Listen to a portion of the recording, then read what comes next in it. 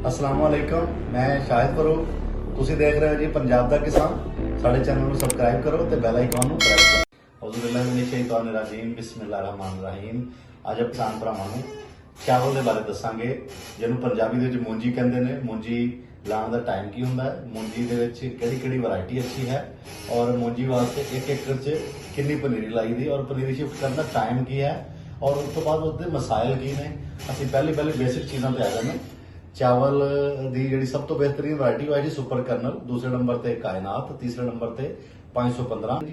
ਔਰ ਅਗਰ 1 ਕਿੱਲਾ ਤੁਸੀਂ ਚਾਵਲ ਲਾਣਾ ਹੈ ਤਾਂ ਉਹਦੇ ਵਾਸਤੇ ਪਹਿਲੀ ਜਿਹੜੀ ਸ਼ਰਾਇਤ ਹੈ ਜੀ, ਜ਼ਮੀਨ ਜਿਹੜਾ ਹੈ ਤੁਹਾਡੇ ਕੋਲ ਅੱਛੀ ਹੋਣੀ ਚਾਹੀਦੀ ਹੈ, ਮੋਟੀ ਜਿਹੜੀ ਵੱਤਰ ਰੱਖੇ ਔਰ ਜਿਹੜੀ ਬਿਹਤਰੀਨ ਹੋਵੇ। ਰੇਤਲੀ ਜ਼ਮੀਨ ਦੇ ਵਿੱਚ ਚਾਵਲ ਨੂੰ ਨਹੀਂ ਲਾਇਆ ਜਾ ਸਕਦਾ, ਠੀਕ ਹੈ ਜੀ। 1 ਕਿੱਲਾ ਚਾਵਲ ਲਾਉਣ ਵਾਸਤੇ ਤੁਸੀਂ ਜਿਹੜਾ ਹੈ ਉਹ 3 ਮਰਲੇ ਪਨੀਰੀ ਲਾਓਗੇ। 3 ਮਰਲੇ ਦੇ ਵਿੱਚ ਜਿਹੜਾ ਬੀਜ ਪੈਗਾ ਚਾਵਲ ਦਾ, ਉਹ 1 ਮਰਲੇ ਦੇ ਵਿੱਚ 2 ਕਿਲੋ ਬੀਜ ਪੈਗਾ, ਠੀਕ ਹੈ ਜੀ। ਮਤਲਬ 6 ਕਿਲੋ ਬੀਜ ਤੁਹਾਨੂੰ ਚਾਹੀਦਾ ਹੈ ਚਾਵਲ ਦਾ।